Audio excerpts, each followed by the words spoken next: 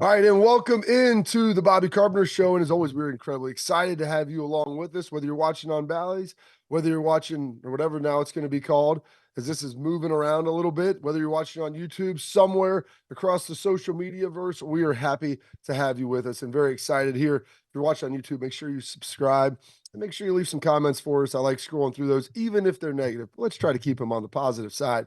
And as always, I am sitting right here with my man, Anthony Schlegel Valley. And Schleg's been back and forth, Jacksonville, Columbus. We've got the NFL playoffs going on. I just watched my man Campbell, if you will, and the Detroit Lions. Couple of Buckeyes up there. Jonah Jackson got nicked up in the game. You had Taylor Decker playing left tackle. I mean, just dudes kind of everywhere for Ohio State in these playoffs.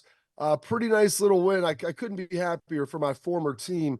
And, Aaron Glenn, their D coordinator, it's a guy who I played with, JT Barrett is their quality control, like assistant quarterbacks coach. So a lot of Buckeyes up there. When you see like a good Midwestern team and, Detroit, I kind of liken them a little bit to the Browns. I mean, they've had a hard knock life for the last 50 years.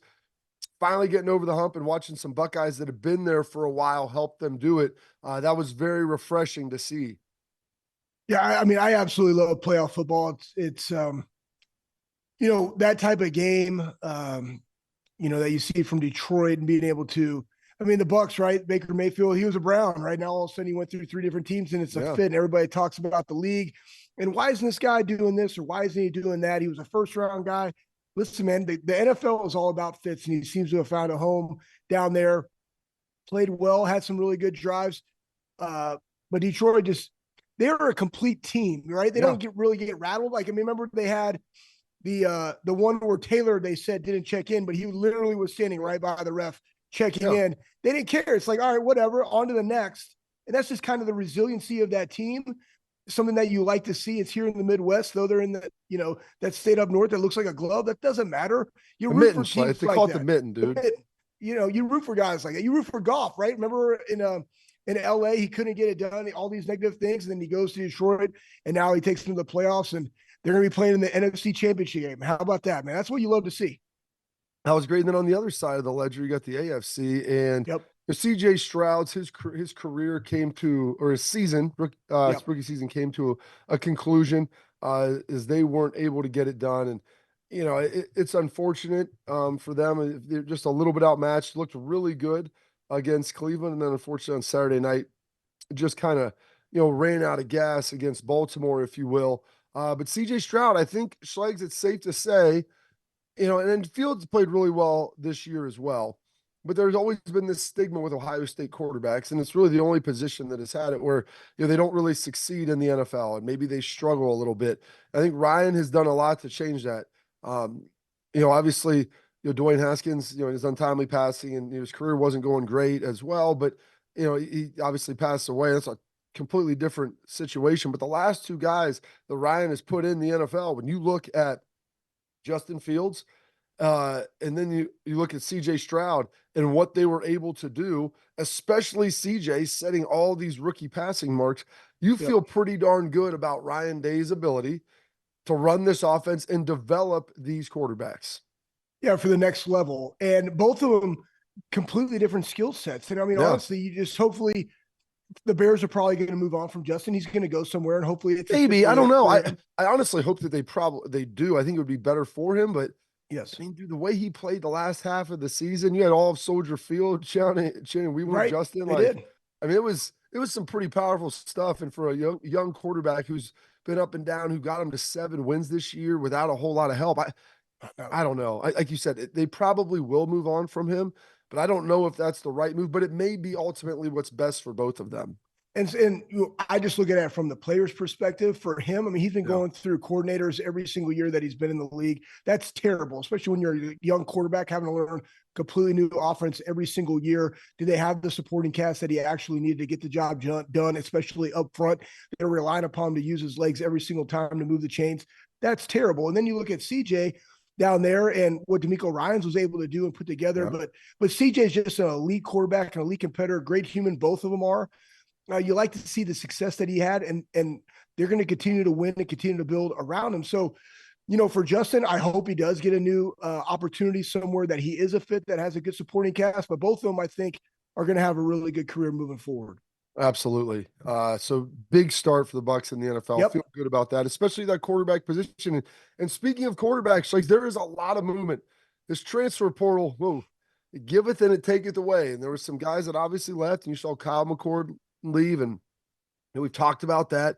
Chip Trainin was probably the one that stung the most with him going down to Kentucky. But there's a lot of guys who have now entered into the portal from other schools that have ended up in Columbus, Ohio. They have jettisoned through. They hopped on into that little time machine and were shot right over here. And some big, big moves with that. So we're going to get into that on today's show.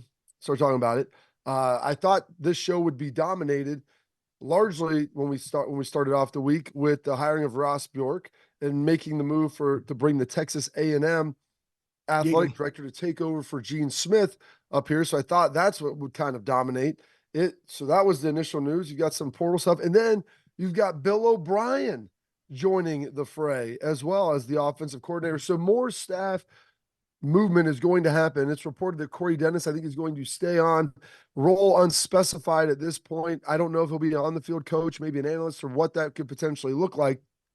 But man, there is a lot of positivity. And so for a team Schlegs, you felt like, hey, ended on kind of a rough note. Michigan, obviously with the loss in the Cotton Bowl to Missouri. Your starting quarterback left, and people are wondering what's going on with your head coach. And it's like, hey, I tell everybody, always just pull yourself back. Let's get that 40,000 foot view of everything, and then kind of see what happens. And I think Ryan has kind of felt this sense of urgency. And you would have to say, Schlegel, they started the offseason program. This is as much momentum as I have felt for Ohio State in January, and I can't tell you how long. Yeah, I mean, I just saw this snippet. It was like the Ohio State diehards, right? But think about this. Since that last game, they brought back 11 draft-eligible impact players. They added now 2 quarterbacks from the portal, formed arguably one of the best running back duo in college football, reeled in the freshman All-American safety that we'll talk about later, and then hired a former Power 5 and NFL head football coach to be their offensive coordinator. There's been a lot of moves. Like you said, Bob, a lot of momentum.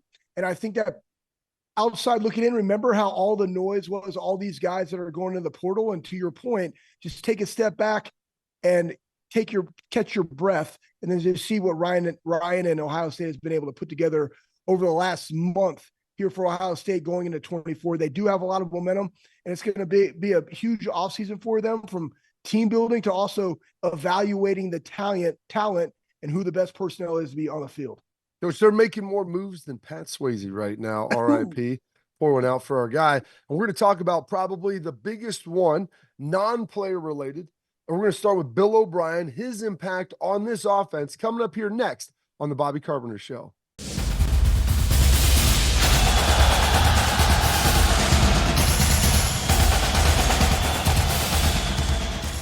Bobby Carpenter Show coming at you here. So we're rounding out January. Heck, almost over 1/12 of the year, Schlegs, about to be in the books. I mean, think how fast this thing goes. All of a sudden, one day you're trying to beat Michigan, you lose the Cotton Bowl. Poof, the month is gone. What have the Buckeyes done? Well, Ryan Day, they felt he had to make some moves. He had to get some things. He had been talking about, hey, do I give up play calling duties to become more of a CEO, offense, CEO head coach, not the offensive coordinator, not the play caller. And Hartline was maybe going to call more of the plays this year. I still felt like Ryan was largely in charge of a lot of that. I think he delegated some of it to Brian as well.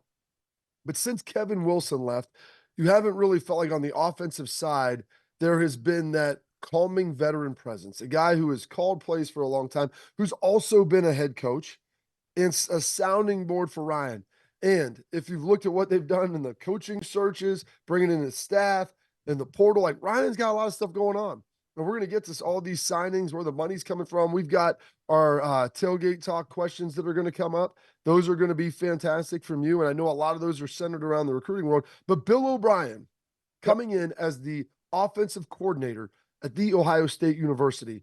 When I first saw that, I was incredibly excited. Now, Schlegs, there were some people out there that were besmirching the idea, like, hey, look at Bill O'Brien. Someone called him, quote, a loser. And I responded to them on Twitter, how so? He was at New England, and with Bama, and he didn't win a championship with either. I said, oh, okay, so my bad. He was the two teams that have been highly successful. And the fact that he didn't get to win a championship while he was there, it was wholly his fault. Gotcha. All right. He did coach a Heisman Trophy winner at Alabama, by the way, Bryce Young and their quarterback.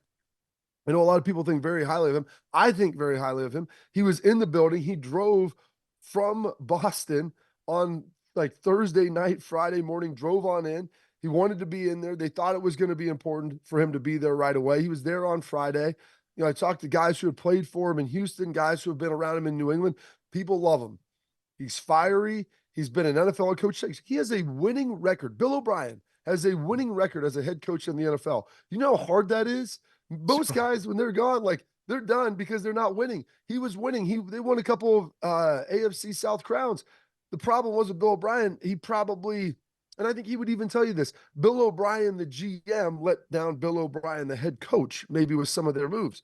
But I thought he did a pretty good job at Alabama. He's a fiery guy. Ryan wants some fire and passion.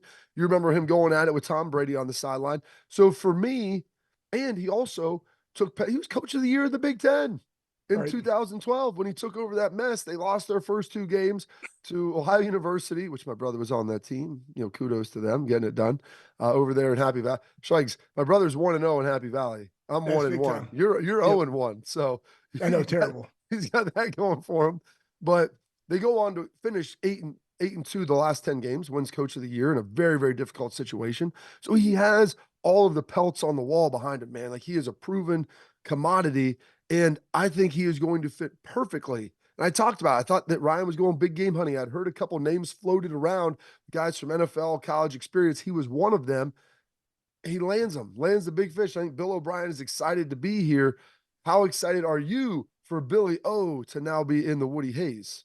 I'm really excited, especially I go back to there's that quote from the Missouri head football coach talking about delegating Drinkowitz, and being more of a CEO. And we talked about it on the show. Hard to work on the business when you're working in the business, and one to be able to have somebody that sees it from a different lens, a different prism than you do when they're on the ground and is going to shoot you straight. Like you don't want a bunch of yes men. You want people that want to stand up for it, pound the table, because guess what? That's when action happens and you can move forward very, very quickly.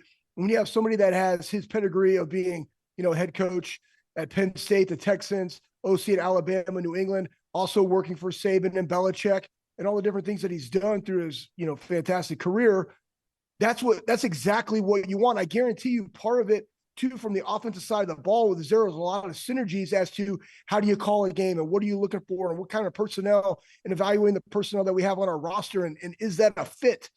Ryan likes to be challenged. I mean, like all coaches that want to be great want to be challenged. And you want a collaborative thing, but at the end of the day, you're the one, the buck stops with you.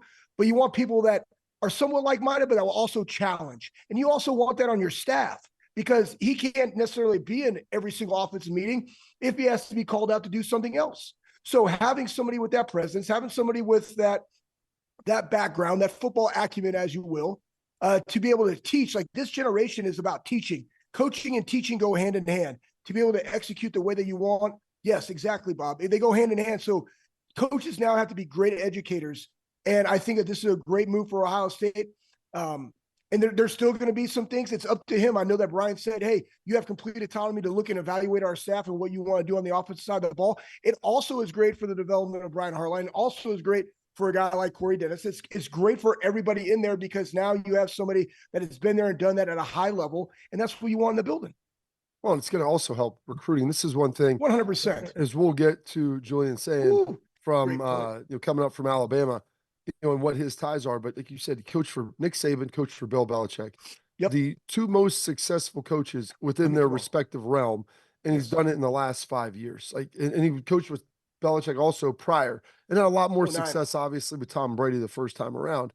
This year, I think people are looking at their offense and like, they had, Mac Jones. I think they were a little hamstrung with what they were able to do, obviously, in some of the personnel limitations that you have, because that's what it is in the NFL. But I think, like you said, and I go back to the Nick Saban quote with players. Yep. Average players want to be left alone. Good players want to be coached. Great players want to be told the truth. It's the same thing with coaches. Yes. Ryan Day wants to be told the truth. They may not always be comfortable, but you have to have a guy who's comfortable enough in their own skin and confident enough in what their knowledge base is, that when I challenge you as a head coach, my boss, and I challenge in a positive way, I don't know if we should do this, or maybe we should do that, or I don't think this is going to work. And they say, why? Well, I just don't feel like it. No, no, no. Here's the body of work of why I don't think it's going to work. This is the reasons. This is why we should probably try something else. And that's a huge, huge asset to have. Very few coaches have guys that can be honest with them. And this is great because there's a connectivity there. And I think, Ryan, has respect for Belichick and everything, but it's a little bit bringing someone from outside of the tree, which I think is also a very positive point, because then you're going to get original thought and some different things. It's tough when you have guys that all work together all the time, because it's tough to get different solutions than the ones you've kind of been trained and been around to kind of find an outcome that way. Yeah, same thing with Knowles, right? 2 years ago, boom, you shook it up, brought somebody else in, and see what happened this year on the defensive side of the ball. And it will continue to get better with the talent that we have. But that's what you got to do. And great coaches want that. I think that head coaches, right, regardless of where you are, CEOs, regardless of where you are, want people that are the content experts in their area. And you have to go find those people.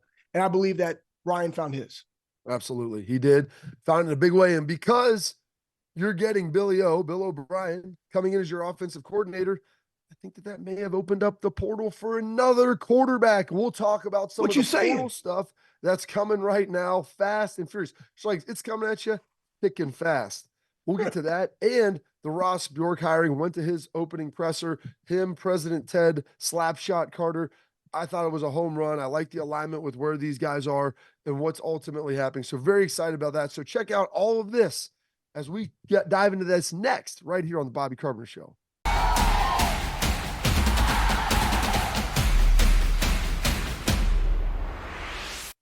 Welcome back into the Bobby Carpenter Show. And man, like we talked about the hiring of Bill O'Brien. Now we'll dive into some player acquisition. And everybody will always tell you, it's not the X's and O's, it's the Jimmies and the Joes. You can be John Cooper, who I love, former Ohio State coach. He's like, you want to get players, famously said this. It's an unbelievable line. I want to make sure I give it its ample time. And I don't know if you've ever heard him say this, Schlegs. He goes, you want to get players that are capable of outplaying your level of coaching. If you think about it, if we call an average defense or an average offensive play, and you have someone that's capable of going out there and making it a great call because they just beat somebody one-on-one. And they're like, hey, look at that great play call. Because Terry Glenn just beat two guys. Or you had Orlando Pace wall down the three technique into the nose guard and block two at once. Or, you got Eddie George ripping off a run and breaking four tackles. Like, hey, everything works when you have great players. And so Ohio State had a bunch of guys come back. We talked about it. They're very veteran on defense. They got some veteran guys returning on offense. I think that's going to be big for the culture. One of the areas on defense you look like, hey, Cody Simon was coming back. You like that. He played a ton this year. Really wasn't the starter per se. It was with Steel Chambers and Tommy Eichenberg, but he played a ton and played really well. He's a veteran presence. He's really smart. He's checking all those boxes. He's going to be good for you. You've got some young guys in there. I know CJ Hicks, they're going to try to get on the field. He can do a little hybrid stuff, maybe some stuff off the edge. But with Lathan Ransom returning, you still have Sonny Siles. Like, okay, these could maybe be our two safeties, but you'd like to maybe try to get Sonny up in the box. Sonny Styles, folks, is about as big as me now playing safety.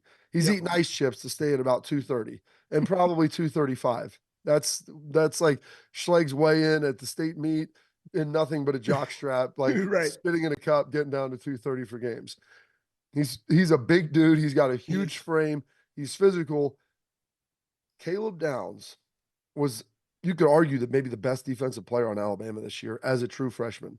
I don't know if you know this, Schlegs. Alabama plays pretty good defense. They were in the college football playoff. He was also their punt returner. He's a dynamic guy. He's big. He's physical. He's good in coverage. He's good in the run stopping. He can play zone. He can play man. And now he can do all that for the Ohio State Buckeyes. We were the runner-up in recruiting. Ohio State lost out to Bama. But with Nick Saban leaving, he slid back in the portal. And now he's going to be joining Ohio State. And with that, it's going to give them the ability, hopefully, this spring to maybe move Sonny up to linebacker. And so Caleb Downs, Schlegs, his impact cannot be understated of how important it can be. Not only is he a dynamic playmaker, and I think he's going to make the defense better in his own right, but he also gives you that flexibility now to probably try to get your best 11 on the field each and every play. Yeah, and that, I'm interested to see how this all plays out. Like you said, CJ Hicks and doing some stuff on the defensive line and moving people around, and Sonny in the box as a will, right? Because Yeah. we know what Cody's game is. He's a thumper, he's a run stopper, but having a will that can be able to cover ground and run with a slot receiver, that's big time, especially somebody that even knows the back end. And back in college, we always had to where Like everybody loves to know a good back end. No, I mean the best, but in college we would sit down and we would talk about what they were doing with Dante and Nate and B Mitch and all these guys, and just the flow of it, right? Like everybody's responsibility, because again, offenses want you to have to make 3 checks. You set the front, you reload the front, and then they go in motion. Everybody has to be tied in. That's what they want you to do. Make them make 3 communications. But again, Caleb Downs, right? Freshman last year, 107 tackles as a safety, played every game this season, All-American. I mean, everything that you want from that position, especially now that Proctor's leaving. Now you have Lathan back there as well. There's a lot of different things that you can do. And again, it's only going to go add value to a defense that played as good as any defense that we've seen here recently, with still the opportunity of getting better. I mean, like, again, third down, be really good. Red zone, significantly better in the red zone this past season. Passing, they were number 1 in the country. The rushing defense, again, being able to bring Sonny up and do some things on the defensive line, that's critical. Sacks, right? Now you have a guy that can blitz. You have other guys that are coming in. We were 64th in the country. That's obviously something that we have to do. But when you have the amount of talent acquisition that we have at Ohio State, whatever the position is, the rotation, let's get those numbers better, because that ultimately affects our turnover margin, which is something that we have to get better on defense. And with the skilled players like we have now, Caleb Downs and all the guys returning, going from 78th in the country, that's an easy way that we can improve that, which does what? Give our offense the ball back for more opportunities to score. Oh, it's going to be huge. Yep. Going to be huge. And what I love about this defense now is, you mentioned, Proctor's leaving, veteran guy, obviously. Yep. But Lathan Ransom and Cody Simon, 2 guys who are veteran, who are incredibly smart, great tackles, fundamentally sound. Yep. And then beside them, you get to pair those guys now with hopefully 2 elite athletes and dynamic young playmakers that you can help kind of shepherd them through some of the calls and everything that's going on, with Caleb Downs playing opposite of Lathan Ransom and Sonny Styles potentially playing opposite of Cody Simon. So those guys, now you've got kind of the best of both worlds, the experience, the knowledge, the surefire tackling. And then you also have a guy there who is a high level elite athlete. Like, and that, it can't be understated. So those, and you've watched now, Sonny's a little bit of a projection at linebacker. You think that he can do it. He has all the requisite skills. It's going to be a critical spring and winter, if that's the case that they do, to move him through there so he can learn how to play in the box. And it's a little bit different with Fitz and what he's going to be asked to do, but he has all the requisite ability to get it done. So that's really big. And then the other huge signing that came recently with Bill O'Brien is Julian Sayin. What you saying? Julian Sayin, who was the #1 quarterback in the class of 2024. Him and Aaron Nolan were right there. He just got to Bama, but with the departure of Nick, hopped in the portal, and now ultimately coming to Ohio State. And so now you've got a room that it looks like Will Howard, I think it's safe to say, will be the starter this year. But then behind him, you start talking about Aaron Nolan, who just got in, Julian Sayin, who just got in, Lincoln Keenholz, who just got in, and number 33, and my goodness, Devin Brown. Goodness, 5 guys. We went from like 2 quarterbacks for 3, exactly, to five dudes now. And so I think it'll be Will Howard's job. And then the rest of those guys, like, they'll be battling it out this spring, battling it out to be the backup. And then probably that battle, I'm guessing, will head into next spring to see who will be the starter afterwards. I can't imagine any of these guys being out Will Howard, but you never know what can happen. Yeah, you never know. I mean, but in the room, something that we talk about all the time is competition breeds excellence. And now the hardest thing with that is there are only so many amount of reps. Yeah. And I go back to, Tom Brady talking about his time at Michigan and what he did. And it was like, listen, I'm just going to keep preparing. Every time they call me, I might get 2 plays. I'm going to make them the best 2 plays. But those are the type of guys that you want. And this is the opportunity that they have. So nothing is guaranteed, regardless if you're a 5-star, 4-star, or were you on the depth chart. You got to go win the job. And so make sure every single day you're prepared to go put your best foot forward and run the show. One of the other things Ryan did, I think some in camp this year, to try to limit practice time, like on field time, And I think it wouldn't surprise me he did it this spring, is they were running two fields to try to get as much reps for the younger guys as you possibly could. And so they kind of blend guys back and forth, move guys around to make sure that all those young guys are getting enough reps to be able to grow in practice. It was the first time I'd ever seen something like that done and done at a pretty high level, but running two fields in competitive situations and kind of splitting up the staffs to make sure you're giving guys additional responsibilities, challenging them as well. And I thought it worked really well. So with all of these quarterbacks, I think if you can do it, if you're healthy enough, I think that that's Yes. something that will also happen potentially this spring. So very excited to see that as well. But the man at the top, Gene Smith, is going to be stepping down. Ross Bjork replaced him. I talked to him a couple times at his, obviously his presser, and then he came on my show on the Fan. I'm really bullish on this hire. We're going to break down that next about what he means to Ohio State and what he means to the athletic department here on the Bobby Carpenter Show.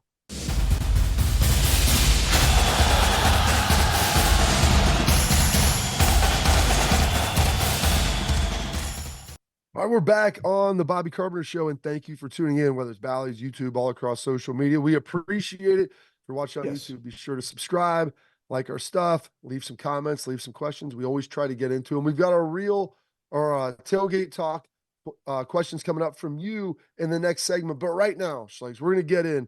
For the first time in 2 decades, there will be a new man in charge of the Ohio State Athletic Department, and that man is going to be Ross Bjork. They were talking about, could they stay within the Gene Smith tree? There was Martin Jarman at UCLA. There was Heather Lyke at Pitt. Pat Chun at Washington State, who, from my knowledge, I think was the runner-up for the position potentially. And I really liked Pat and thought he had a great chance at getting it. But President Ted Slapshot Carter, call sign by the way, elects to ultimately go with Ross Bjork out of Texas A&M to be Gene Smith's replacement. I thought he had a home run at the press conference, did a fantastic job articulating his vision. They were asked a lot of tough questions, especially them about, the Jimbo Fisher contract. He didn't bring in Jimbo, but they gave him the extension. How did he, what was his explanations for that?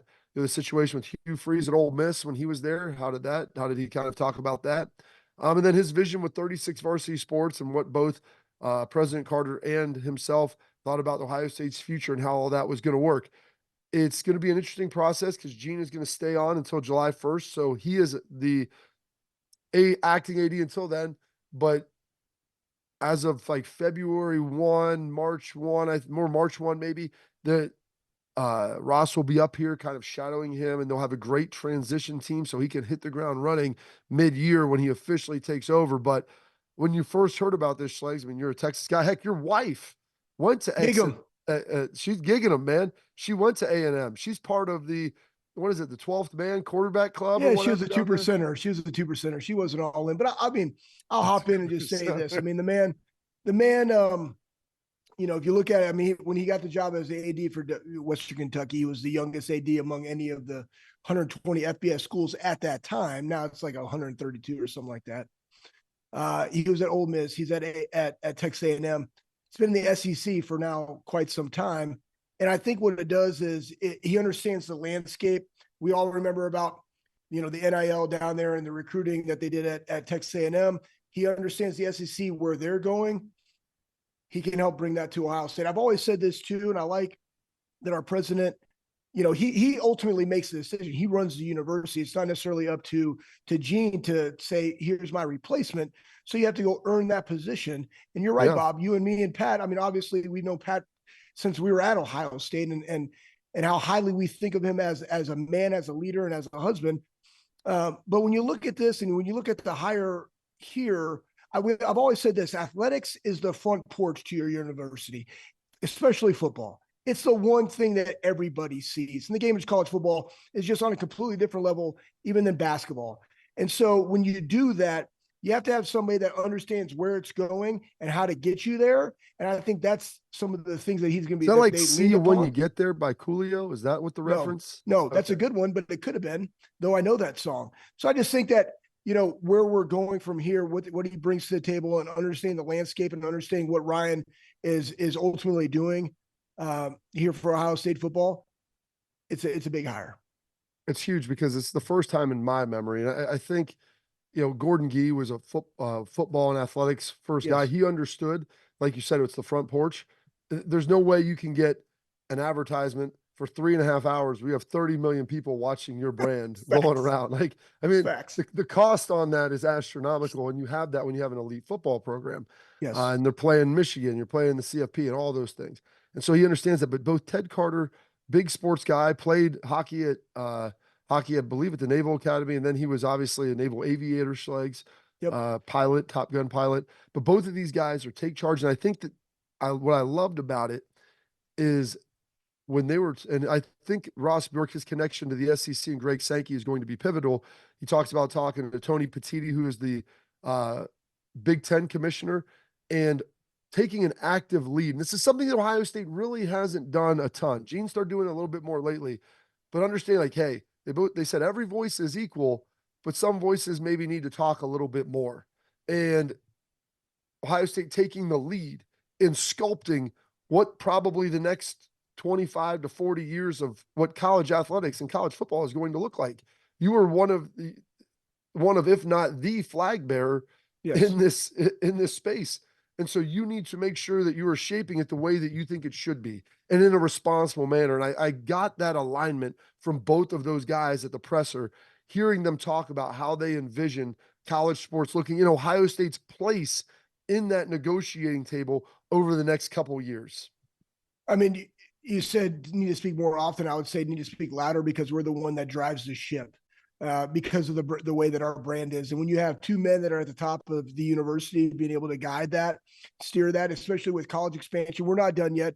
We're expanding to 12 teams. The conferences are going to get bigger. At some point, you're going to kind of unify, and it's going to be one major conference, kind of very similar to the NFL. I could definitely see 64 teams in that, but you want to be the driving force behind that because ultimately you want your position to always be the best. You don't want to be squabbling for the shanks and then you come in from Longshank's table, the scraps from Longshank's table. Exactly. Braveheart reference. Yes. And so when you have that vision and you can help facilitate that with the Big Ten commissioner, because you are the biggest brand in the flag bearer, those are the type of men that you want leading the university.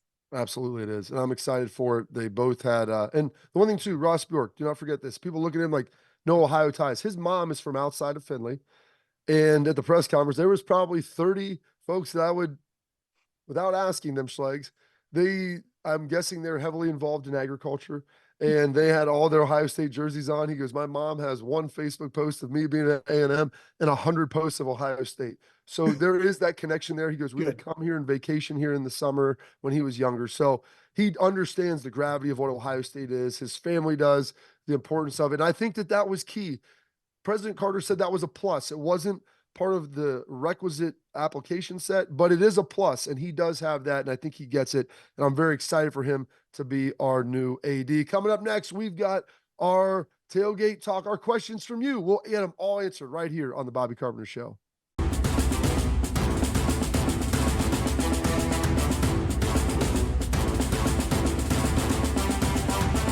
Bobby Carpenter Show coming back at you right now.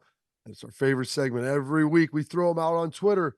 Give us your questions. It's at Bobby Carp Show, at Schlegel Valley, at BCarp3. We're throwing them at you. You guys fire away. We try to get the best 3, 4, 5 questions we can. Heck, Schlegs, maybe sometime in the downtime here, we might do a full show of just your questions and get like 10 or 15 out and just bang them out over and over again, getting you the answers. But our first one comes from Sean Jimenez.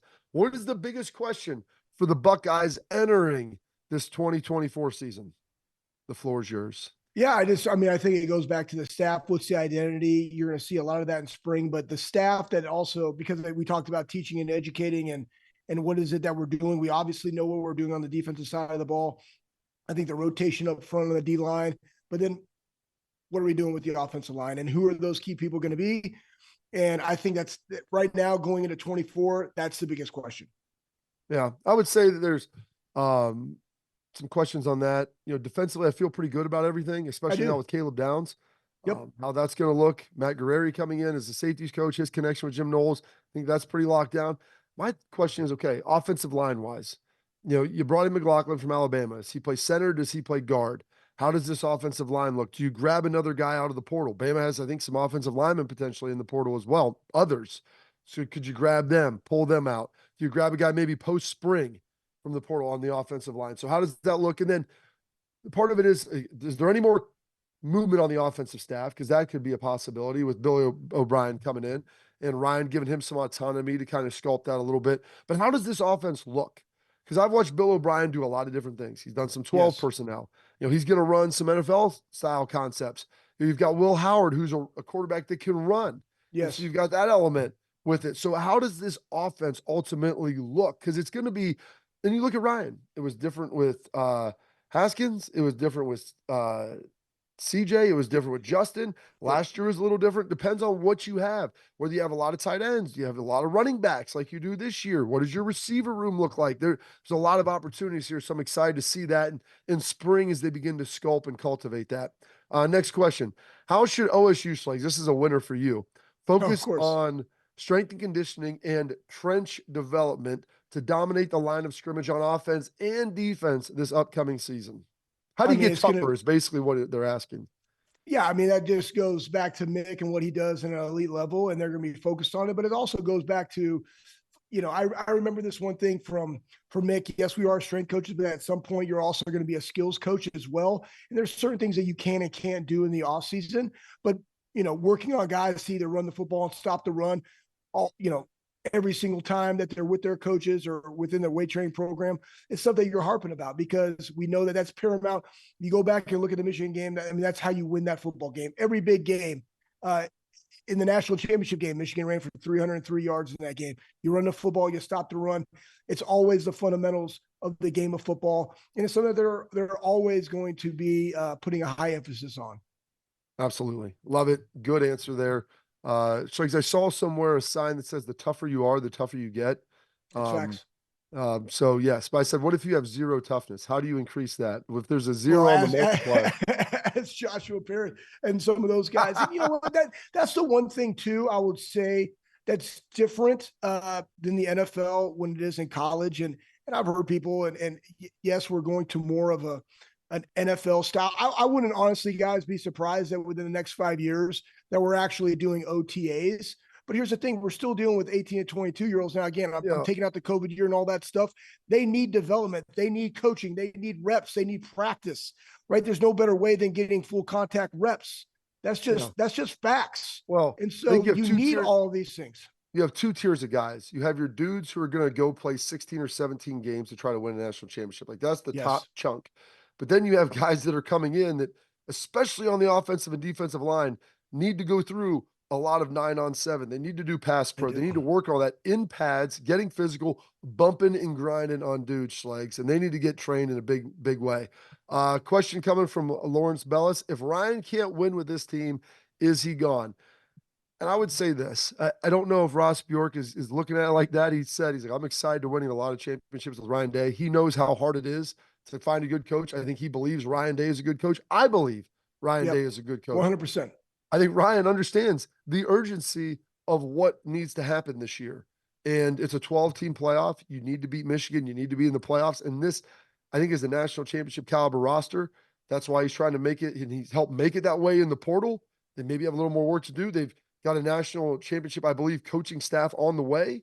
And so I think that he leaned into this. And I'm not going to say it's an ultimatum winner, he's out, but I think he honestly, Schlegs, feels this as much as anybody because he's the guy that's sitting on the Iron Throne who has to take all the barbs and arrows every week if it doesn't get done.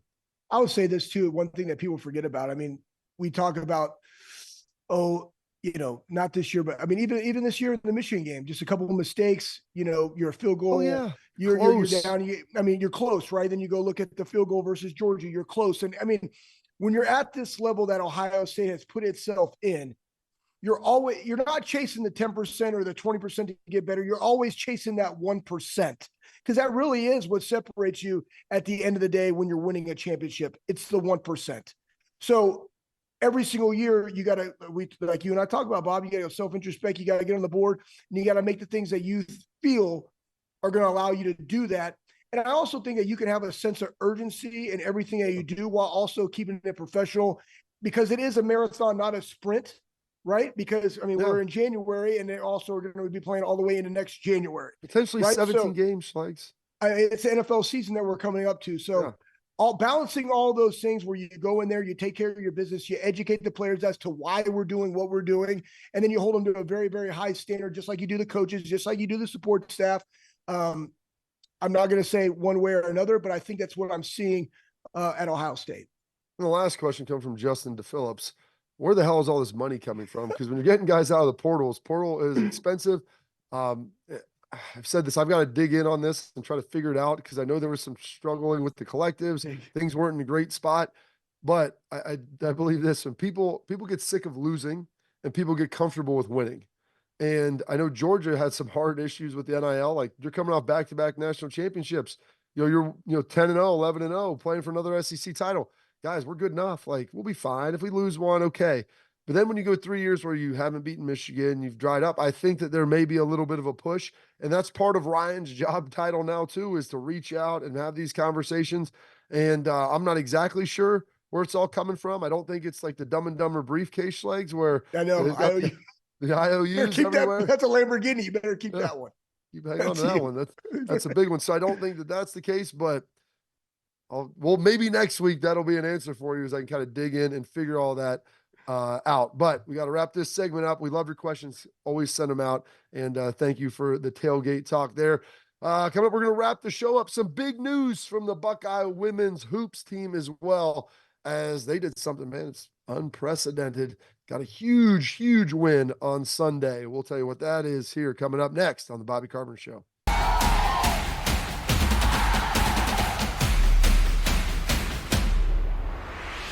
A lot of good news this weekend for the Buckeyes. Obviously, football teams are rolling in the portal, getting Bill O'Brien as the OC. We got Ross Bjork as the AD. Tons of good news this week. And maybe the biggest women's hoops game in Ohio State in the last 20 years. Over 18,000 people packed in the Schottenstein Center to watch Caitlin Clark and the Iowa Hawkeyes, the number 2 ranked team in the country, coming in at 18-1, undefeated in the Big Ten, to take on the 18th ranked Ohio State Buckeyes. They were 14-3. Well, after that, the Buckeyes, Schlegs, they've got one more win in the win column, and they handed Iowa their first L in conference, 100-92 in a packed house. The get in the door price, I think, was over $300. You had Marvin Harrison Jr. sitting courtside. It was slammed. It was an unbelievable environment. J.C. Sheldon lighting up, playing 45 minutes, scoring 24 points. Cody McMahon scoring 33 as they down him 192 in overtime on Sunday afternoon, man. What a great environment. Great win. Here's the deal, man. They shot 50% for the 3-point line and they won the rebounds. You know me, Bob. I don't know crap about basketball, but box them out the gym. You get rebounds, you win the game. That's all I know. That's all I know. So they did a great job. Good for that. That's a huge win. It was. Kevin McGuff, awesome dude. Kevin McGuff, the crime dog. Crime dog. Super excited for him. This is big. I mean, for them to play, it was not, it's a nationally televised game. People are diving in on Ohio State. Good. Last year made the NCAA tournament run, and everybody knows about Iowa and what Caitlin Clark is. And for them to be able to get a win over them at home in front of a situation where this game has been sold out for a long time and people were juiced about it, was very, very happy for them. So, and I believe Chris Holtman and the men's team got a win over Penn State. So a lot of good news, good vibes only this weekend for the Buckeyes. So super pumped, super excited for the athletic department. I guarantee you Ross Bjork's thinking like, okay, guys, just keep stacking wins. I don't want to come in and have to make any tough decisions. Make the job easy on me, and then we'll get it done. That's it for this edition of the Bobby Carpenter Show. Thank you for tuning in. Subscribe on YouTube. Continue to like us, and we'll hit you back next week.